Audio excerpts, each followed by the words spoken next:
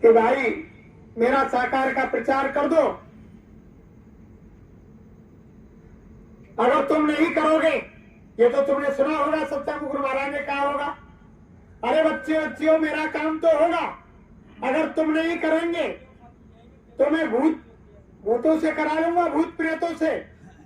और भूत प्रेतों की क्या चलाए, मैं पेड़ पौधों से, और पेड़ पौधों की क्या चलाए, मैं सीमेंट कंक्रीट बजरी के खम्भों से बने हुए खम्भों से मेरा काम यानी कराना। मेरा काम तो होगा, मेरे काम को कोई रोक नहीं सकता और मेरे काम को कोई दूसरा यानी कर नहीं सकता। तो बाबा जी काम तो, वो तो बाबा जी गुरुदेव जी महाराज तो ये कह रहे हैं, अरे कि तुम श्रेय ले लो, निमित्त मात्र खड़े हो जाओ, इतिहास के पन्नों में तुम्हारा नाम आ जाएगा। यानी जैसे गुरु महाराज ने कहा कि ईसा मसीह के मात्र 11-12 शिष्य थे, ज्यादा नहीं थे। उस समय ईसा मसीह सत्संग सुना रहे थे। जब सत्संग सुना रहे थे तो ईसा मसीह ने सत्संग के बाद कहा, अरे बच्चा देखो, इन जो 12 शिष्य बैठे हैं इनमें से एक जाएगा और बादशाह क्या हमारी चुगली खाएगा और कल हमको फांसी के तख्ते पर लटका दिया जाएगा। जो यानी चुगली खाने वाला था वही खड़ा हुआ कि गुरु महाराज ऐसे कैसा हो जाएगा, कि नहीं बच्चा देखना कल होगा। जब वहां लोगों ने जाकर कहा कि बादशाह एक ऐसा फकीर आया है जो यानी ना भगवान को, ना खुदा को, ना अल्लाह को, ना गौड़ को, ना किसी रब को, किसी को नहीं मानता है, वो नास्तिक है। जब यानी उनके सिपाही पकड़ने के लिए आए ईसा मसीह को, जब ईसा मसीह को पकड़ा तो 12 शिष्य वही बैठे हुए थे। उनसे कहा कि ये तुम्हारे गुरु हैं, तुम इनके शिष्य हैं। सबने नकार दिया प्रेमियों कि हम इनको नहीं जानते हैं, ना ये हमारे गुरु हैं, ना हम इनके शिष्य हैं। सबने नकार दिया। तब गुरु महाराज बोले, अरे बच्चा एक भी उनमें से कह देता कि ये हमारे गुरु महाराज हैं तो उनका इतिहास के पन्नों में सच से आगे नाम आ जाता। एक ने भी नहीं कहा। समय आ गया, अब वही तो छटनी का वक्त चल रहा है। छटनी हो रही है प्रेमियों, छटनी हो रही है। फिर छटनी के बाद होगी चटनी। जब चटनी होगी, सत्युग कोई ऐसे ही थोड़ी आ जाएगा। कोई हंसी दलगी का काम थोड़ी है कि सत्युग चुपचाप कोई खीर पुआ है जो खाली और गप आ जाएगा। बहुत भारी विनाश होगा, बहुत बड़ी परेशानी तकलीफ होंगी।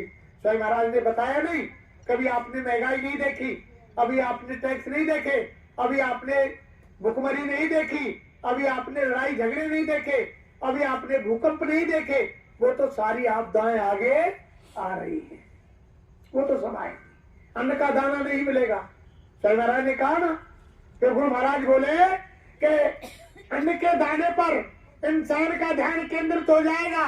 नाली में एक टुकड़ा पड़ा हुआ होगा, गुरु महाराज बोले 2 इंसान वहां खड़े होंगे और एक इंसान सोचेगा कि इस भाई की नजर अगर उधर हो जाए तो नाली का टुकड़ा उठा लूं और धो करके इसे खा। वो समय तो अभी आया नहीं।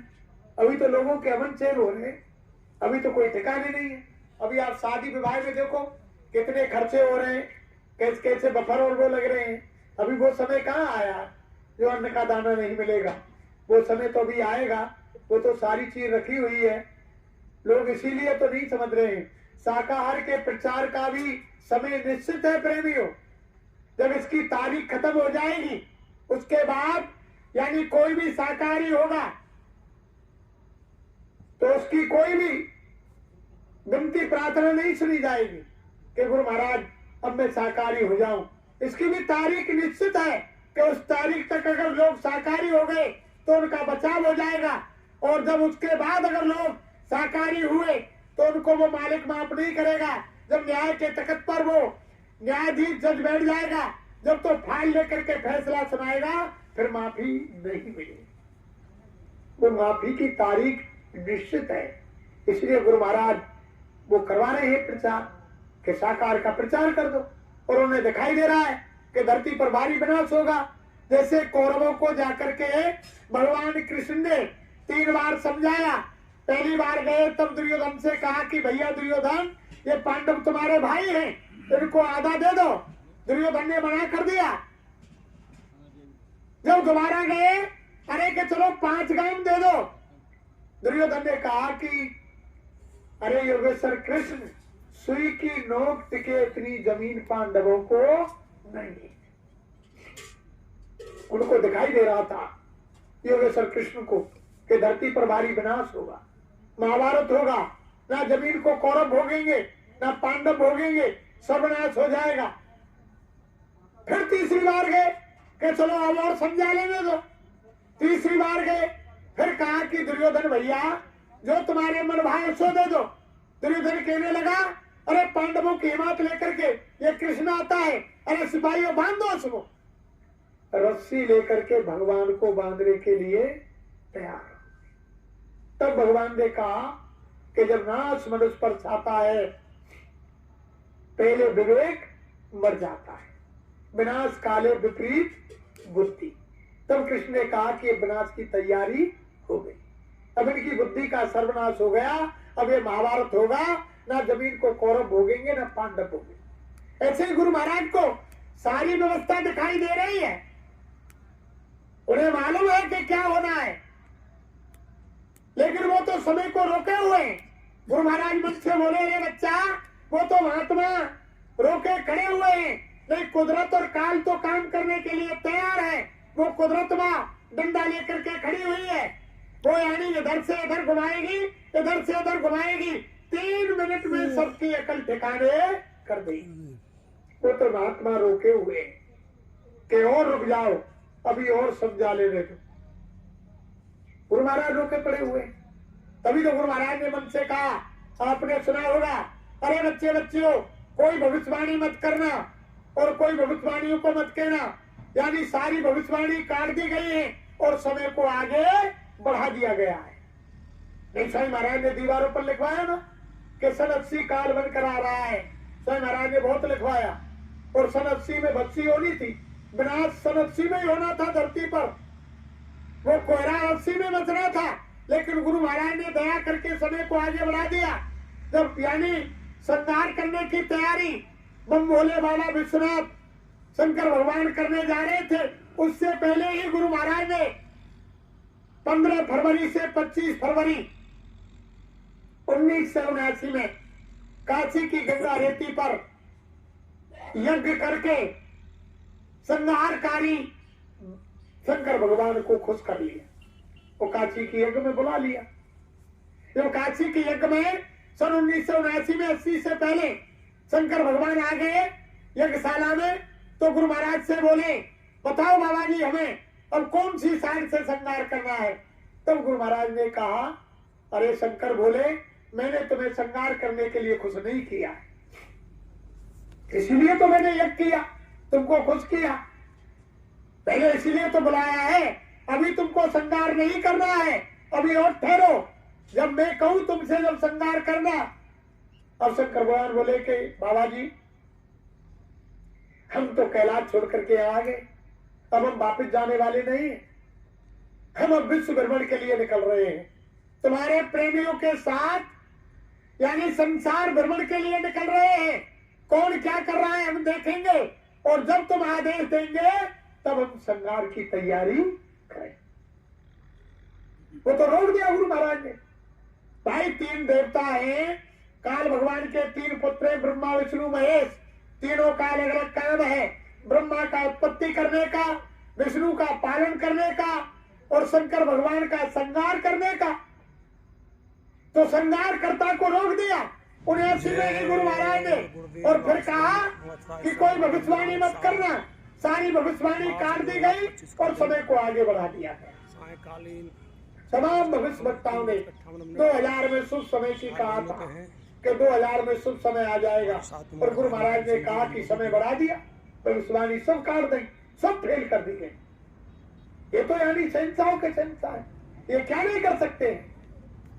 जब राम ने नकली सीता बना दी प्रेमियों, 3 लोग के नाथ 12 कला के राम ने नकली सीता बना दी, तो बाबा जी गुरुदेव जी महाराज तो अनंत कलाओं के हैं, ये क्या नहीं कर सकते हैं। सब कुछ कर सकते हैं, कितने शरीर बना सकते हैं, कितने अंड पिंड ब्रह्मांड बना सकते हैं, क्या नहीं कर सकते हैं। सारे खेल इनकी मुट्ठी में है, लेकिन आप नहीं समझ पा रहे। बाबा जी पूरा पावर लेकर के धरती पर आए और सारे काम गुरु महाराज के होंगे। गुरु महाराज धरा पर आएंगे और चौथा यज्ञ भाई उन्होंने कहा है, बाबा जय गुरुदेव ने कहा है कि चौथे यज्ञ की घोषणा हम 10 महीने पहले करेंगे। भाई महाराज ने मन से कहा, अरे बच्चा चौथे यज्ञ की घोषणा हम 10 माह पूर्व करेंगे और वो यज्ञ ऐसी भूमि में होगा जहाँ जिस भूमि का लोग नाम तक नहीं जानते हैं। अब तक लोगों ने हमसे ये कहा, एक यज्ञ हमने अयोध्या में रचाया, गुरु महाराज बोले, एक साबरमती में गुजरात में किया, एक यज्ञ काशी में किया। लोगों ने ये कहा कि बाबा जी तीर्थ स्थानों पर यानी यज्ञ करते हैं, वहां तीर्थ स्थानों पर तो भीड़ वैसे ही आती है। और बाबा जी कहते हैं कि 2 करोड़ आ गए काशी में। तो गुरु महाराज बोले, अरे बच्चा अब कहा जहाँ चौथा यज्ञ होगा कोई ऐसी भूमि में होगा जहाँ कोई नदी नहीं होगी, बड़ी छोटी सी नदी होगी, कोई सागर नहीं होगा, कोई तीर्थ स्थल नहीं होगा, लोग उस जमीन का नाम तक नहीं जानते हैं उस जगह का। कोई ऐसी जमीन होगी, छोटी छोटी झाड़ियां होंगी, कंकरीली जमीन होगी और यानी 10 करोड़ नर नारी उस चौथी यज्ञ में होंगे। वो सत्युग आगमन की साकेत महायज्ञ, उसी समय सत्युग आने की घोषणा कर दी जाएगी। गुरु महाराज बोले उसी यज्ञ के तो 10 करोड़ नर नारी होंगे, 10 मील तक आदमी का शरीर सर दिखाई देगा, इतना जन समुदाय उस यज्ञ के अंदर होगा। कब क्या है भाई बहनों विचार करो, भाई यहाँ इस समय बाबा जय गुरुदेव जी महाराज ने 10 करोड़ की क्यों कहा? हम तुम तो ये कह रहे हैं कि बाबा जी के चेला, कोई बता रहे 30 करोड़, कोई बता रहे 40 करोड़, ऐसा ही कहते हैं ना, 30-40 करोड़ के करीब बताते हैं ना सब कि बाबा जी के चेला 40 करोड़ है। स्वयं महाराज मन से भी बोले थे कि इस समय मेरे बच्चे बच्चियां 10 करोड़ हैं और इनके 2-2 बच्चे जो स्कूलों में पढ़ रहे हैं, जब वो पढ़ करके बाहर आ जाएंगे तो मेरे बच्चे 30 करोड़ हो जाएंगे। और जब मेरे बच्चे 30 करोड़ हो जाएंगे तो मैं इनको आग पानी में कुदा करके एक ऐसी परीक्षा लूंगा, जो मेरी परीक्षा में खरे उतरेंगे उनसे क्या काम लिया जाएगा ये भविष्य में आगे बताया जाएगा। स्वयं महाराज बोले तो स्वयं महाराज के अनुसार ही 30 करोड़ है, फिर और बढ़िए तो 40-45 करोड़ है ये। और बाबा जी कह रहे प्रेमियों बुद्धि से ध्यान दो, विचार करो कि बाबा जय गुरुदेव कह रहे हैं कि चौथे यज्ञ में 10 करोड़ नर नारी होंगे। तो बताओ 40 करोड़ बाबा जी के चेला और यज्ञ में होंगे 10 करोड़, तो 30 करोड़ कहां जाएंगे? फिर 30 करोड़ कहां जाएंगे? विचार करो, ऐसा कौन अभागा होगा जब बाबा जी दोबारा आकर के चौथा यज्ञ रचाएंगे जो उसमें अपनी हाजिरी नहीं दे, चौथी यज्ञ में जाए नहीं, ऐसा कौन होगा? अरे संसारी लोग भी उसमें जाएंगे, सारे विश्व की पब्लिक 10 करोड़ होगी उसमें। पहले धरती पर विनाश होगा, ऐसे यज्ञ नहीं होगा। और बाबा जी भी ऐसे आने वाले नहीं है। जब बाबा जी अगर ऐसे आने वाले होते बीच में तो जाने की क्या जरूरत थी? भाई महात्मा डोलते बोलते हैं, जब काल कुदरत काम नहीं करते धरती पर विनाश नहीं होता है। बाबा जी सार में इसीलिए हुए हैं कि धरती पर जब विनाश हो जाएगा पापी कुटिल कुकर्मी इस दुनिया से मिट जाएंगे, तब यानी बाबा जी आएंगे और जब इस सत्य की तैयारी होगी और जब ही चौथा यज्ञ हो। चौथे यज्ञ में 10 करोड़ तभी तो होंगे, पूरे विश्व के होंगे प्रेमियों। ये मत समझो आप कि बाबा जी के चेला ही हो, शाकाहारी सदाचारी आप लोगों से भी यानी कर्मठ सदाचारी शाकाहारी ईमानदार नेक लोग यानी विश्व के अंदर हैं हर जगह। तो उस चौथे यज्ञ में 10 करोड़ सब जगह के लोग हो। तो मैं तो आपसे पूछना चाहता हूं, तो बकाया बाबा जी के चेला फिर कहां जाए? मान लो 5 करोड़ बाबा के चेला यज्ञ में गए, 5 करोड़ पूरे देश विदेशों के शाकाहारी सदाचारी यज्ञ में गए, 10 करोड़ हो गए। फिर बाबा जी के 35 करोड़ चेला कहाँ जाएंगे, उनका क्या होगा? तो ये चल रहा है प्रेमियों छटनी का दौर। छटनी हो रही है कि कौन गुरु का प्यारा है, कौन गुरु का बंदा है, कौन चेला का चेला है, और कौन यानी गुरु महाराज की नकल कर रहा है।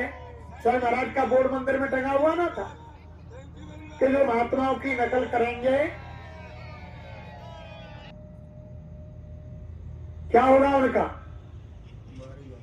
मारे जाए। स्वयं महाराज ने बोर्ड टांगा, 1-2 साल टंगा हुआ, बाद में उतार दिया कि कभी महात्माओं की नकल मत करना, जो लोग महात्माओं की नकल करेंगे वो लोग मारे जाए। ये सारी चीज गुरु महाराज ने एक एक सबको सत्संग में गुरु महाराज ने सुनाया, लेकिन हम अपने ध्यान से सत्संग नहीं सुना। और तभी गुरु महाराज ने सारे भी दिए। जब कैसेट एक 10 रुपया की बिकेगी बाजार में स्वामी जी के सत्संग की, सादा कैसेट टेप रिकॉर्ड की, उस समय की बात बता रहा हूं। गुरु महाराज बोले, अरे के बच्चा, ये कैसेट समय आने पर 1000 रुपए में नहीं मिलेगी, 10 रुपया की कैसेट। अब लोग वहां खोजते फिर रहे स्वयं महाराज की अमर संदेश, स्वयं महाराज की पत्रिकाएं कि उस सन में गुरु महाराज ने क्या कहा, उस सन में गुरु महाराज क्या बोले। कोई सीडी की कैसेट तलाश रहे हैं, कोई टेप रिकॉर्ड की कैसेट तलाश रहे हैं। यानी गुरु महाराज ने सारी बातें पहले बता दी, लेकिन हम आप नहीं समझ पाए। सारी कहानियां गुरु महाराज ने सब उसी के लिए सुनाई। कोई भी ऐसी कहानी नहीं थी जो हम भी नहीं समझते थे उस समय। हम तो यह समझते थे गुरु महाराज सत्संग बहुत ऊंचा करते हैं, ऊपर की बात बताते हैं, और कहानी गुरु महाराज बच्चान वाली सुना में इनने क्यों सुना। लेकिन अब समझ में आ रही, जितनी भी कहानी गुरु महाराज ने सुनाई, सब कहानी आपके हमारे लिए सुनाई। कोई भी कहानी ऐसी नहीं जो गुरु महाराज ने आपके हमारे लिए नहीं सुनाई, सब गुरु महाराज ने इसलिए सुनाई। वो राजा वाली कहानी स्वयं महाराज ने वो सुनाई कि एक राज में, और वहां का बड़ा धर्मनीक राजा था, वो राजा खत्म हो गया। जब गद्दी खाली देखी तो गद्दी पर उनका बड़ा बेटा बैठार दिया। जब बड़े बेटा गद्दी पर बैठ गए तो यानी भुखमरी पड़ गई प्रजा में, और यानी बड़ी परेशानी सारी प्रजा के अंदर आ गई। तब मंत्री बुलाया कि अब क्या किया जाए। राजा ने, तो महाराज अब क्या किया जाए, यानी बहुत कष्ट आ रहा है प्रजा के अंदर। तो वो महात्मा के पास गए। जब महात्मा के पास गए तो महात्मा ने कहा, अरे कि तुम जाप कराओ, तुम तुम्हारे राज में जाप कराओ जाकर के, और जाप के लिए ब्राह्मण ले जाओ और जाप कराओ। जब राजा लौट कर आए, आकर के मंत्री से कहा कि ब्राह्मणों का इंतजाम करो और जाप की तैयारी करो, जिससे जो यानी प्रजा के अंदर अशांति फैली हुई है उसमें कुछ राहत मिले। खोजते खोजते मंत्री और सिपाही गए। एक यानी स्नान करके तिलक चंदन लगा के आ रहा था कि आप ब्राह्मण है? कि हाँ मैं ब्राह्मण हूं। लोटा डोर हाथ में थे। मंत्री ने कहा कि तुमको राजा साहब बुला रहे हैं।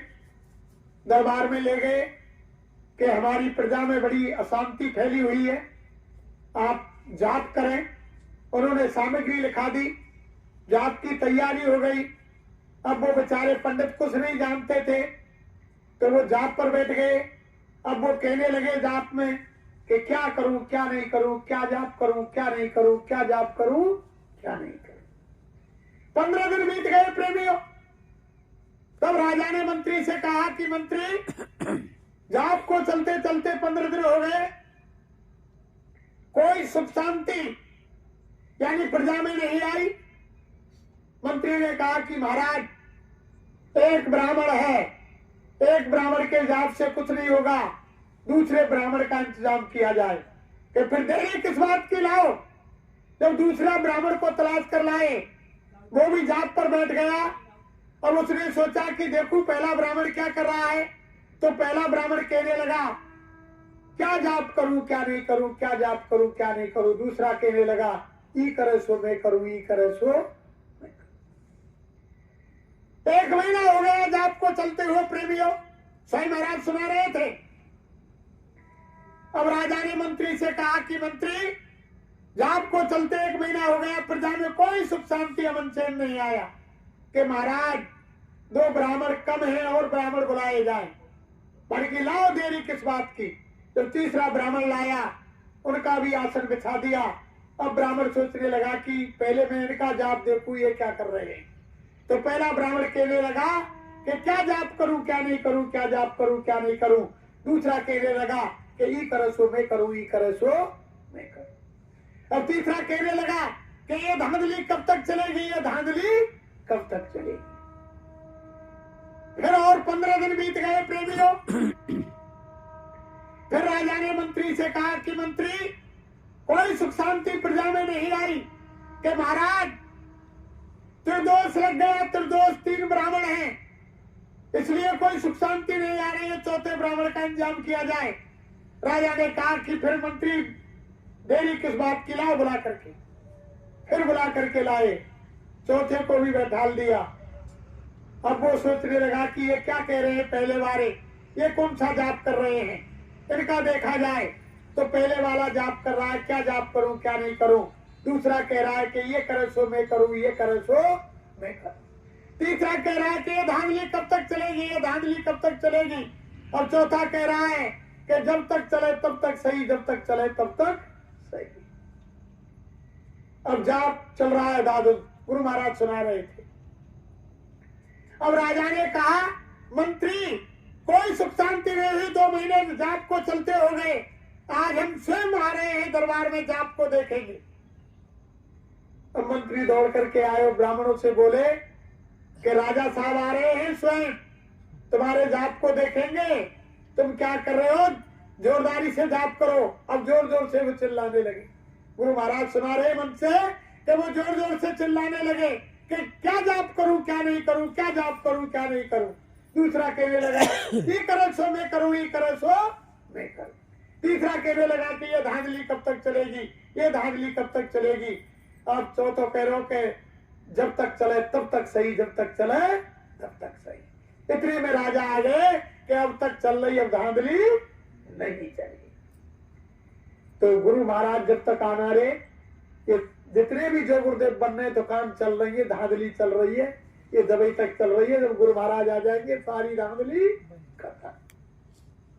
ये इसी समय के लिए गुरु महाराज ने बहुत कहानी, हर तरह की कहानी गुरु महाराज ने सुनाई, इसी समय के लिए सुनाई कि धांधली चलेगी, ऐसा होगा। अरे ये महाराज बन रहे तो मैं हूं बन गया, कोई गिनती नहीं। तुम बाबा जय गुरुदेव के नकली जय गुरुदेव बनवे वाले की कोई गिनती ना है, तुम गिन ना सके कितने। 2-4 जो मुख्य मुख्य बनने जाने नहीं, 20 और ही ने ये कहा सुना है, पूरे भारत में 20 और ही बैठे, कोई गिनती के ठिकाने नहीं। और स्वयं महाराज ने तो कह दिया था कि बच्चा देखना है ये कितने जय गुरुदेव बनेंगे, बड़ी दुकान लगेगी, लेकिन तुम किसी के बहकाने में मत आ जाना, तुम हमारी तरफ देखना, हम तुम्हारी तरफ देखें। अगर तुमने बीच में तीसरे को खड़ा कर दिया तो बच्चा तुम्हारा परमार्थ खराब हो जाएगा। स्वयं महाराज बोले कि जैसे संसार में पति पत्नी का यानी सच्चा प्यार होता है तो वो गृह जीवन स्वर्ग के समान व्यतीत होता है। जब सच्चा प्यार पति पत्नी का है तो यानी गृह जीवन स्वर्ग के समान है। अगर अचानक उस सच्चे प्यार में कोई तीसरी यानी औरत या कोई तीसरा पुरुष आ जाए और दोनों पति पत्नी को मालूम हो जाए तो दोनों के यानी ऐसे संबंध बिगड़ जाते हैं कि एक दूसरे की शक्ल नहीं देखते हैं। तो गुरु महाराज बोले अरे बच्चा, पति पत्नी के प्यार से लाखों गुना बड़ा प्यार गुरु और शिष्य का होता है। जब पति पत्नी के बीच में तीसरा पुरुष तीसरी औरत आ जाती है तो उनका संबंध विच्छेद हो जाता है।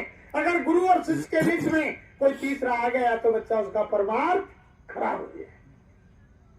लेकिन हम लोग समझ नहीं पाए बाबा जी की बातों को। अगर गुरु महाराज की बातों पर हम अमल करते, ध्यान देते, उनके सब बातों को सुनते तो आज हमारे तुम्हारे सामने ये नौबत नहीं आती, सब भटक गए। बाबा जय गुरुदेव जी महाराज ने 2012 में खेला खेल और सारी संगत हो गई, सब फेल हो गए। उनकी परीक्षा में कोई खरा नहीं उतरा। अरे गुरु महाराज की परीक्षा का काम तो खत्म पहले ही समय में, यानी भल्ला साहब ने करवा दिया। प्रेमियों, जो गुरु महाराज कहानी सुनाते थे भल्ला साहब की, उन्होंने यानी परीक्षा लेने का, संत महात्माओं की परीक्षा का काम तो उन्होंने खत्म करा दिया।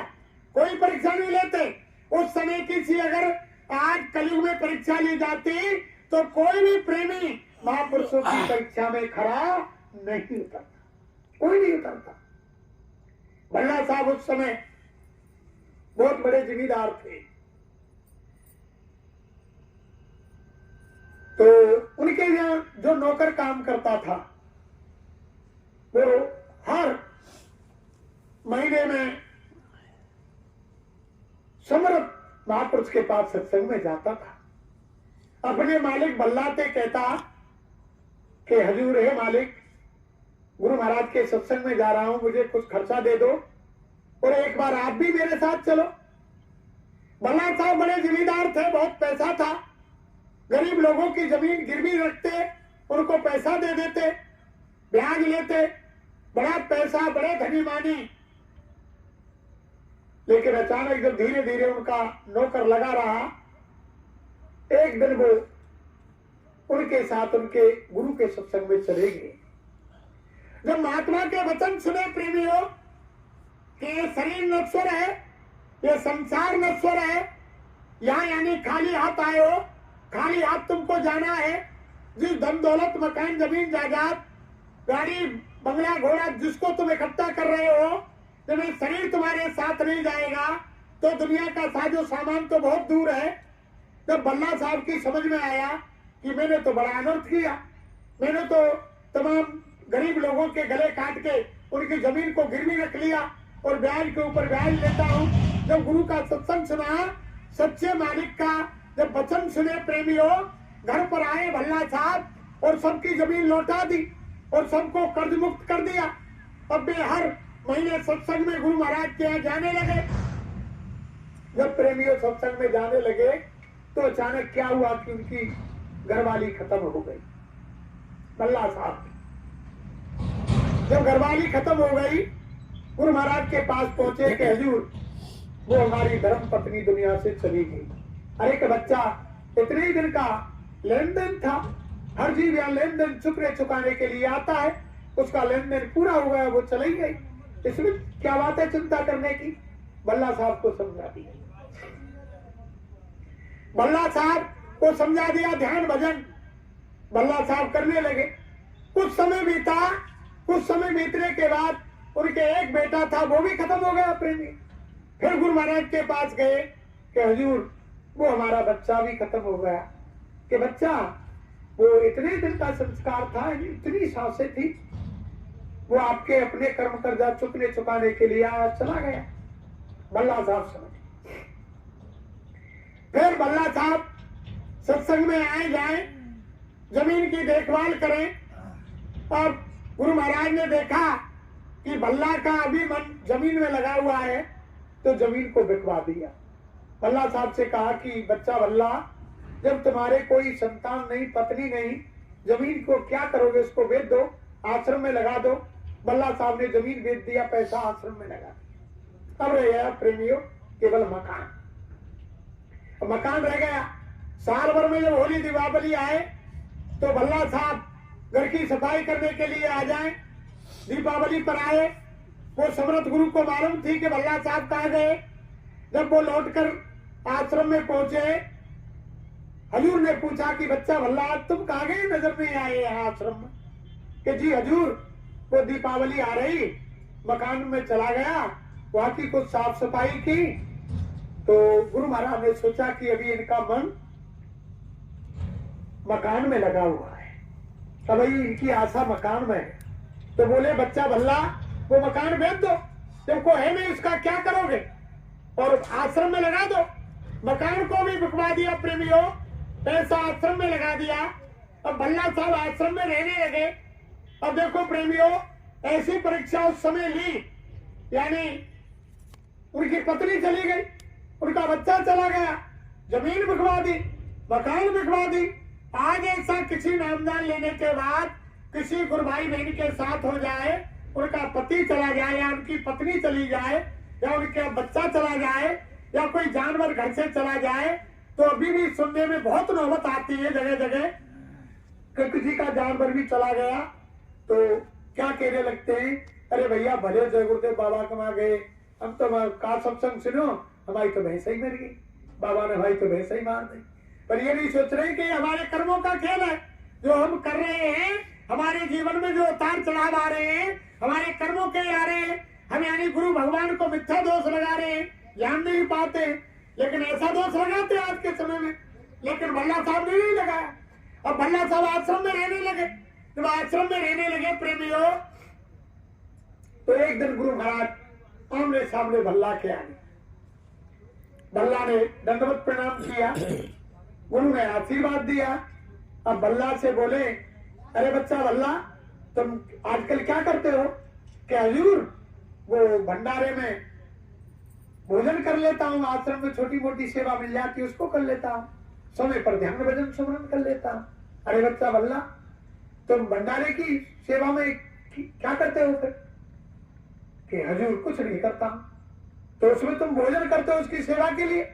कि हजूर बताओ क्या करूं? कि कल से तुम जंगल में जाया करो और एक बोझ सूखी लकड़ी भंडारे में डाल।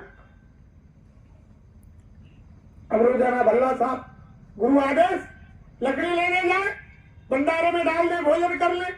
फिर कुछ दिन बीतने के बाद भल्ला का आमना सामना हुआ गुरु महाराज से। फिर गुरु महाराज बोले, अरे बच्चा भल्ला क्या करते हो? कि हजूर आपने ही तो कहा था कि एक बोझ जंगल से लकड़ी ला करके भंडारे में डाल देना। तो गुरु महाराज बोले, अरे बच्चा, भंडारे में जो तुम लकड़ी डालते हो उसके बदले भोजन कर लेते हो, फिर संगत की सेवा क्या करते हो? तो भल्ला साहब बोले, हजूर क्या आदेश है बताओ? कि आज से तुम 2 बोझ लकड़ी जंगल से लाया करो, एक संगत सेवा के लिए और एक तुम्हारे खाने के लिए। भल्ला साहब रोजाना जंगल जाए, 2 बोझ लकड़ी काट कर लाए। एक दिन अचानक क्या हुआ प्रेमियों, भल्ला साहब जंगल गए, बरसात का मौसम था, सूखी लकड़ी मिलने में देर हो गई। 2 बोझ काट लिए भल्ला साहब ने। जब लेकर के चलने लगे तो दिन छिप गया, सूर्यास्त हो गया, बदल हो रहे थे, बिजली चमक रही थी। भल्ला साहब बिजली की चमक में, बादल के गड़गड़ाहट में और चकाचौंध होकर के और रास्ते को भूल गए और एक कुएं में पानी था, यानी उसमें जाकर के लकड़ी लेकर के गिर पड़े। जब गिर गए प्रेमियों, शाम का समय हुआ, जब भल्ला समर्थ गुरु में मालूम था, जब संगत से कहने लगे गुरु महाराज, अरे बच्चा, वो आज भल्ला साहब नजर नहीं आ रहे हैं, वो कहाँ गए? कि महाराज वो जंगल से अभी लकड़ी लेकर नहीं आई। अरे इतना समय हो गया, रात हो गई और अभी जंगल में क्या कर रहे हो? कोई जानवर नहीं घेर ले उनको, चलो जल्दी करो, रस्सी उठाओ। उस समय कोई लैंटर्न टॉर्च वगैरह नहीं थी प्रेमी, वो लुक्का बनाया। आगे आगे गुरु महाराज संगत रस्सी और गुलुक्का से जाते जंगल में घुसे अंदर, लकड़ियों के उसमें जंगल में। वहां जाकर भल्ला साहब के लिए आवाज लगाई गुरु महाराज ने, अरे बच्चा भल्ला, तुम कहाँ हो? उधर ही साइड जा रहे थे, वो समर्थ थे, उन्हें मालूम था कि भल्ला कहाँ है। जाकर के आवाज लगाई, भल्ला ने कुएं से आवाज निकाली कि जी हजूर, मैं आपके सामने कुएं में पड़ा हुआ हूँ। समर्थ गुरु कुएं के पास पहुंच गए। कच्चा कुआं था, कमर कमर पानी था। भल्ला साहब कुएं में खड़े हुए हैं, सिर पर लकड़ी रखी हुई है। नजर किया समर्थ गुरु ने, देखा कि भल्ला साहब कुएं में पड़े हैं, रस्सी डाल दी और कहा कि बच्चा भल्ला, रस्सी पकड़ो, ये लकड़ी डाल दो, ऊपर निकल आओ। भल्ला साहब ने कहा कि हजूर, ऐसा कदापि नहीं हो कि मैं लकड़ी पानी में डाल दूं, भंडारे की संगत की सेवा खत्म हो जाएगी, मेरे भोजन की सेवा समाप्त हो जाएगी। पहले लकड़ी निकलेंगी, बाद में ये बंदा भल्ला निकलेगा। बहुत गुरु के कहने पर भल्ला साहब नहीं माने, पहले लकड़ी निकाली प्रेमियों, फिर उसके बाद दोबारा हमें भल्ला साहब ऊपर आए। भल्ला साहब गुरु महाराज के चरणों में पड़ गए और रोने लगे फूट फूट कर। गुरु महाराज ने उठाया और सीने से लगा लिया, पीठ को थपथपाया और बहुत रोए भल्ला साहब। जब गुरु महाराज कहने लगे, अरे बच्चा भल्ला, आज मैं तुम्हारी सेवा से प्रसन्न हूं। आप तो मेरी परीक्षा में खड़े उतरे हो। बच्चा भल्ला, आप तुम्हें जो कुछ मांगना है सो मांग लो। तब भल्ला कहने लगे, हजूर मैं आपसे क्या मांगू, जो देने वाला दाता सर्वसमर्थ मेरे सामने खड़ा है, फिर मैं आपसे क्या मांगू जब देने वाला ही मेरे सामने है। दाता दयालु मैं कुछ नहीं मांगूंगा आपसे। फिर गुरु महाराज ने कहा, रे बच्चा आज तुम्हें मांगना पड़ेगा, आज मैं तहे दिल से तुमको देना चाहता हूं, आज तुम कुछ भी मांग लो। तब भल्ला साहब ने कहा कि दाता तुमने मुझको सब कुछ दे दिया, मैं आपसे क्या मांगू, और देने वाले सामने खड़े हैं और मैं क्या मांगू। फिर गुरु महाराज ने कहा, नहीं भल्ला आज तुम्हें मांगना पड़ेगा। तो भल्ला ने कहा कि दाता दयालु, ए हजूर महाराज, अगर आप मुझको देना ही चाहते हैं और आप कह रहे हैं कि आप पे मांगना ही पड़ेगा, तो हे दाता दयालु मैं आपसे मांगता हूं कि जो मेरी आपने परीक्षा ली है, ऐसी जब भी कभी आप धरती पर फिर दोबारा आए तो ऐसी परीक्षा किसी शिष्य की मत लेना। कोई भी तुम्हारी परीक्षा में खरा नहीं उतरेगा। तब समर्थ गुरु ने कहा कि ये मस्त, मैं अब के बाद जब भी धरती पर कभी आऊंगा ऐसी परीक्षा कभी नहीं। अरे प्रेमियों, वो परीक्षा की घड़ी आप हमारे लिए तो भल्ला साहब ने खत्म कर दी। जो पहले शिष्यों की परीक्षा ली जाती थी, अगर आज वो परीक्षा गुरु महाराज आपकी हमारी लेते, नामदान की क्या चलाए, हम उनकी परीक्षा में खड़े नहीं उतरते, कोई नाम की दौलत आप हमको नहीं मिलती। ये तो बड़े दाता दयालु हैं, ये दया लेकर के आए हुए हैं। आप हम इनकी दया को नहीं समझ रहे हैं, इनकी दया को ठुकरा रहे हैं। इसलिए आप गुरु महाराज के एक एक वचन को यानी अमल में लाओ, याद करो और समय निकाल करके साकार का प्रचार जहां भी हो सके वहां करो।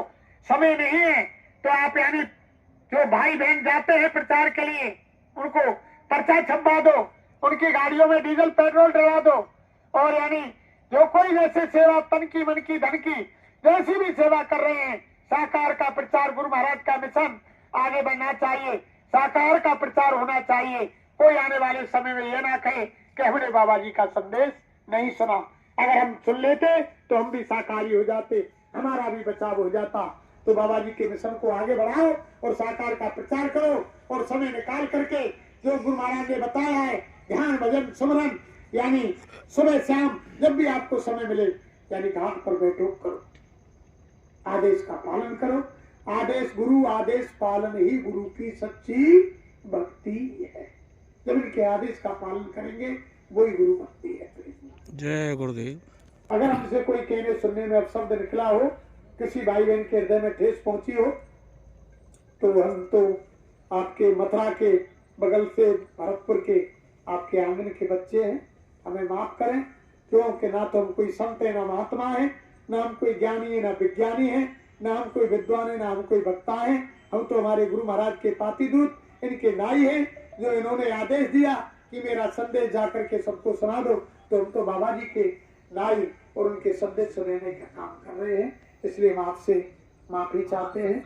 जय गुरुदेव।